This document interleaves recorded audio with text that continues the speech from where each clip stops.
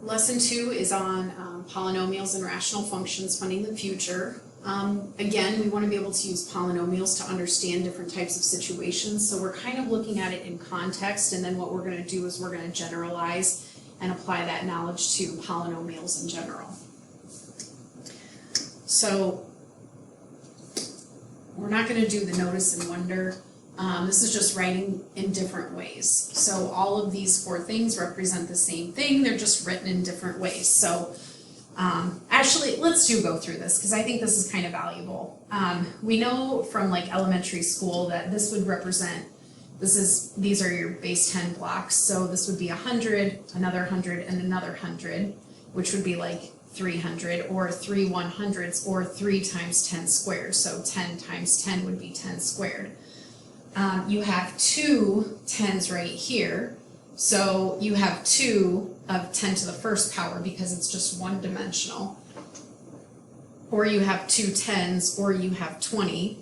And then here you have 1, 2, 3, 4, 5, 6, 7, 8, 9 ones. So you have 9 ones, or 9 times 10 to the power of 0. Remember, anything to the power of 0 is always 1. So this would be like expanded form, or like this would be expanded form. Sorry, this would have been like the expanded form that you probably would have learned in elementary school. So polynomials, so this would be a polynomial. Consider the polynomial function p given by p of x equals 5x cubed plus 6x squared plus 4x. So we want to evaluate the function at x equals -5, and we want to evaluate the function at p of 15. So really these two things mean exactly the same thing. Anything that's inside these parentheses here represents what x is equal to. So really this is just saying the same thing as this, and we can write this the same way. This is the same thing as saying, what is p of -5? So if we take -5 and we substitute it anywhere that we see an x, if we do 5 times -5 cubed plus 6 times -5 squared plus 4 times -5, well, -5 cubed would be 5 times -125 plus 6 times 5 squared is 25, and then 4 times -5 is -20, so I'm just going to leave that as a minus sign. So if we multiply this all together, 125 times 5,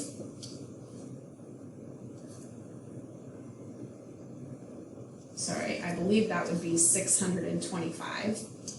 6 times 25 would be 150, and then we're subtracting 20. So 625 plus 150 would be 775, and then we subtract the 20, so that would be 755. For the other one, we would have to plug 15 into that equation, and then once we get that, I'm just going to pull this up here really quick and see if I can get this to enter for us, because that will actually, there we go. And can I submit? Oh, it's not going to let me submit. I got to put in a number.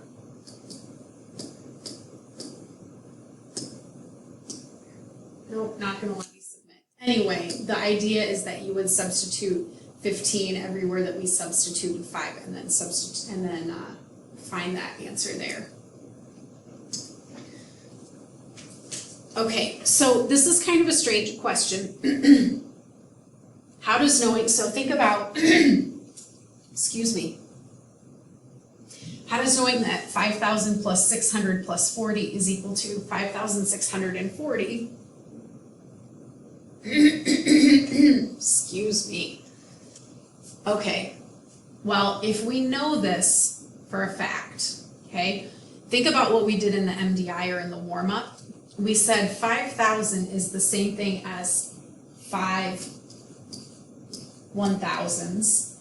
600 is the same thing as 6 100s. And 40 would be the same thing as 4 10s, right?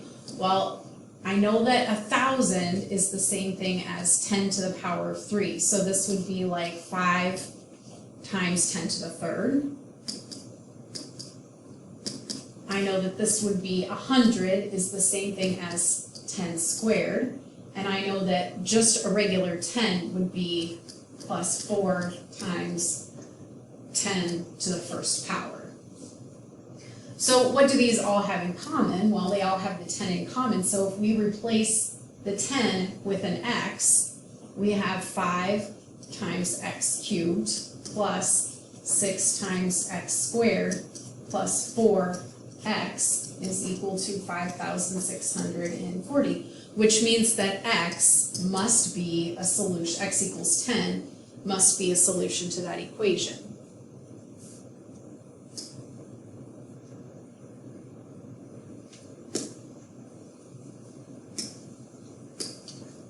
Okay, so the red line represents the function f of x equals 5,640, and the blue line represents the function that we just looked at on the other page, that f of x equals 5x cubed plus 6x squared plus 4x.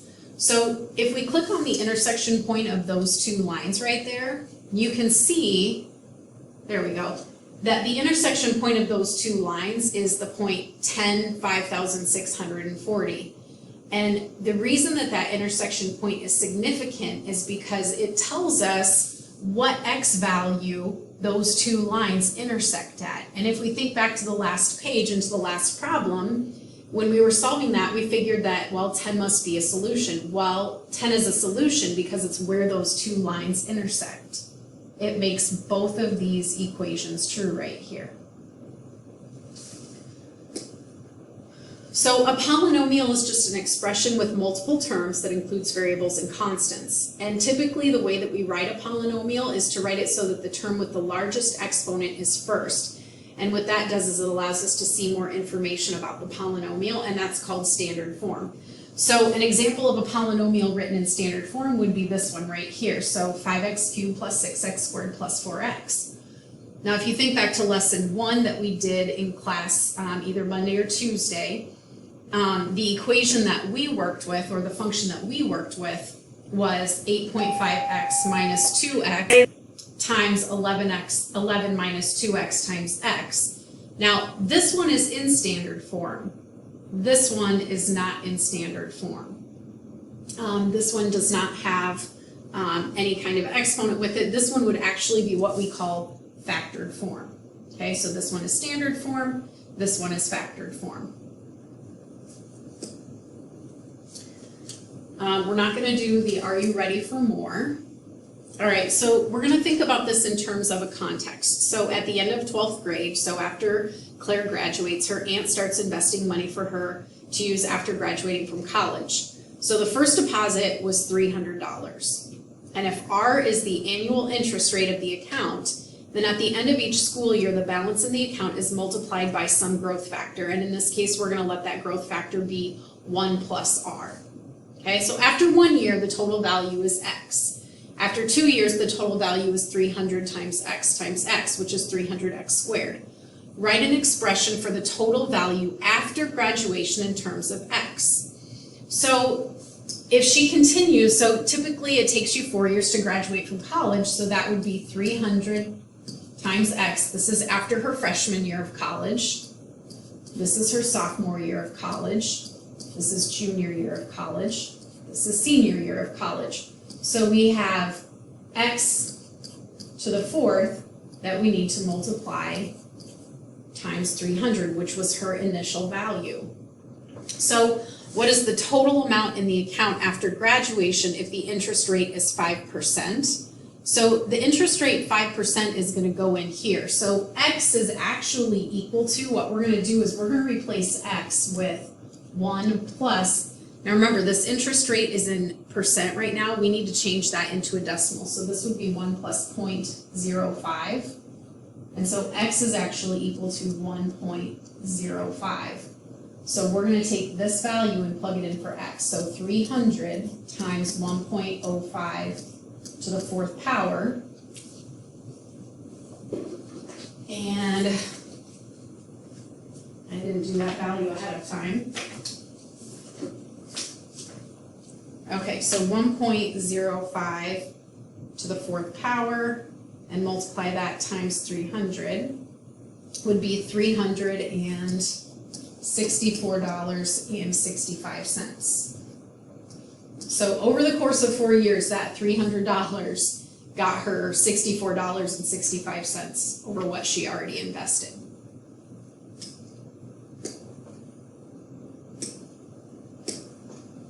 Okay, so if Claire's aunt had invested another $500 at the end of her freshman year or at the beginning of her sophomore year, what would be the expression for the total value after graduation in terms of X? Well, we still have that $300 that she deposited, and that was for 4 years. So this represents 4 years.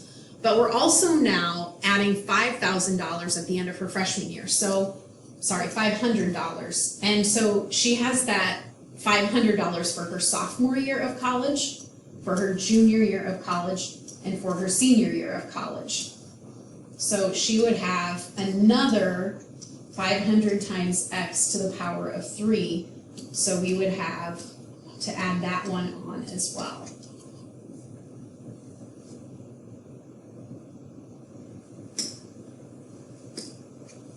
Okay, so now in addition to, whoops, you know what, I'm going to undo that and I'm just going to erase this part. So now in addition to the $300 and the $500, she's also investing $250 at the end of her sophomore year.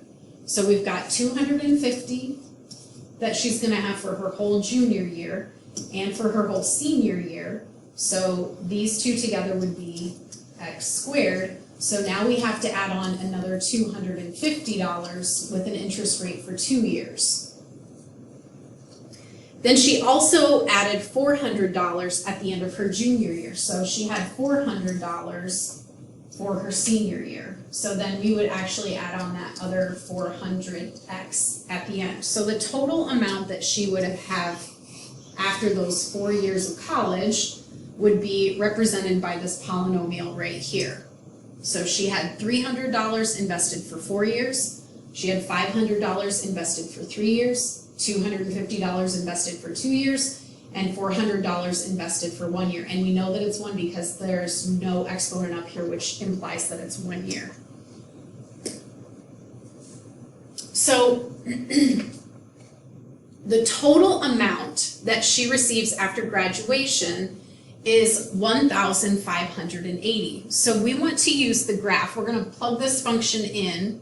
So she got $1,580 at the end of her graduation, or after she graduated, she got $1,580. So this initial $1,450 that she initially invested ended up being a total of $1,580. And so what we want to do is we want to be able to find the interest rate that the account earned. So when we scroll to this next page here, we're going to put these two functions right here, into that graph to see if we can use that to figure out what her interest rate was. So for this, I'm just going to type in that top function. So it doesn't really matter what you use. F of x is equal to 300x to the 4th power plus 500x to the 3rd power plus 250. Oh, sorry, that's supposed to be a 500. 500x to the 3rd power plus 250x squared plus 400x. So there's the graph of our first one, and I'm going to zoom out here so that you guys can see that a little bit better. And then the other one that we want is f of x is equal to 1,580. Whoops, 80. We can't see this very well because what I have, this is not zoomed out well enough. So we're going to zoom this out a little bit and maybe make our window a little bit different so we can see this a little bit better. There we can see that graph.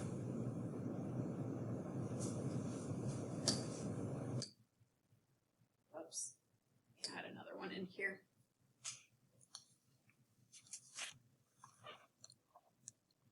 Okay, so the blue is this function that we have right here, and so you can see how that's growing. And then the red line is the amount of money that she got. And so if we find if we want to find what the interest rate is, you can see down here on the bottom, this would be our interest rate, and along here, this would be how much money is in the account. And so if we want to find the interest rate, all we have to do is figure out where those 2 points intersect, and click on that, and let me get rid of these notations here. And you can see that where those 2 lines intersect, the x value, which is where our interest rates are, would be about 1.0349%. So about 1.3% would be her interest rate, which is pretty pathetic. You were able to take that $1,450 and earn $130 in 4 years. So not a whole lot. Okay, so if we look at this polynomial here, okay, we have money that's invested into an account based on this polynomial. So if we wanted to write a description as to how that money was invested, we might write something like $200 was invested for 15 years, $200 was invested for 15 years, $100 was invested for 14 years, $500 was invested for 5 years, and $300 was invested for 2 years. So the coefficient on each one of these represents how much money was invested into the account, and then the exponent tells us how many years that amount was invested for.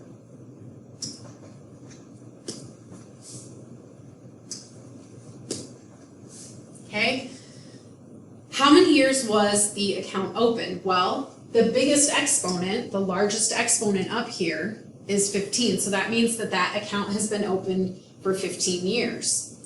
The next question says, how can you tell that the last time money was put into the account was $300 2 years ago? Well, the last one that we see here is this $300. It's the smallest exponent. That tells us it was only 2 years ago, and the 300 tells us how much was deposited. So suppose that 300 was deposited into the account 8 years ago. How would you need to change the equation? Well, I'd still keep that c of x. I'd still keep the 200x to the 15th. I would still keep the 100x to the 14th. But now this 300, now if it's been deposited 8 years ago, this is going to need to change, which means that if you notice these are all written in descending order, I need to move this so that it's in the right order. So this would be plus 300x to the 8th plus 500x to the 5th.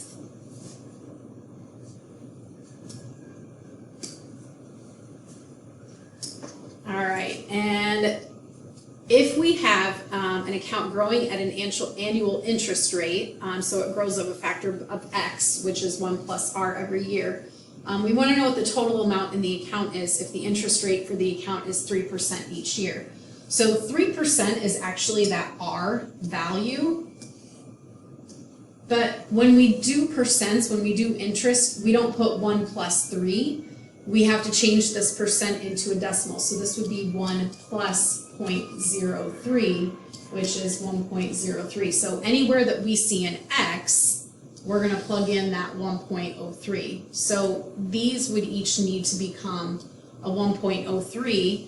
And then once you figure out what each one of these values is, multiply it times the initial value, and then add all of those together to figure out what your what the total amount in the account would be.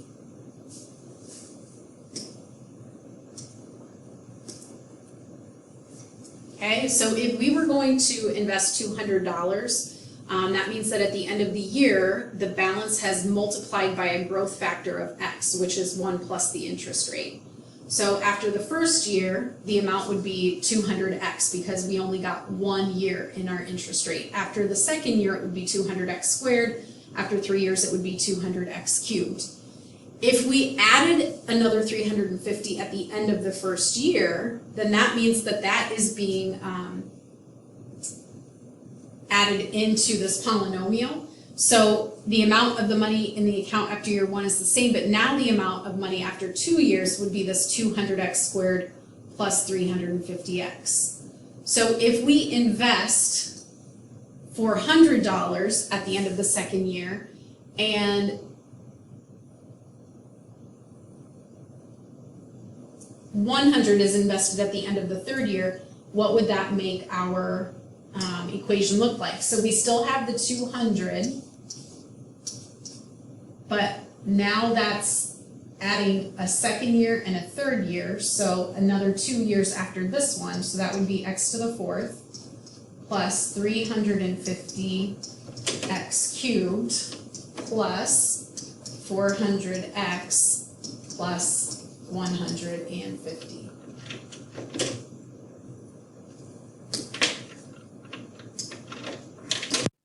So the last thing that we can do then is we can also look at how this graph can help us determine either what the interest rate was or what the interest rate needs to be if we want to achieve a certain dollar amount. So for example, if we wanted to have $2,600 in our account after 4 years or whatever it is, if we come over here to where that 26 is and we follow that down here, our interest rate is going to have to be somewhere close to between 1.3 and 1.4 in order for us to achieve that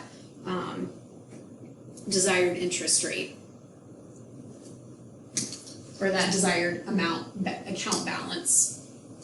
So after this, these are the practice problems for Unit 2. Please go through these and try these. If you have questions, let me know.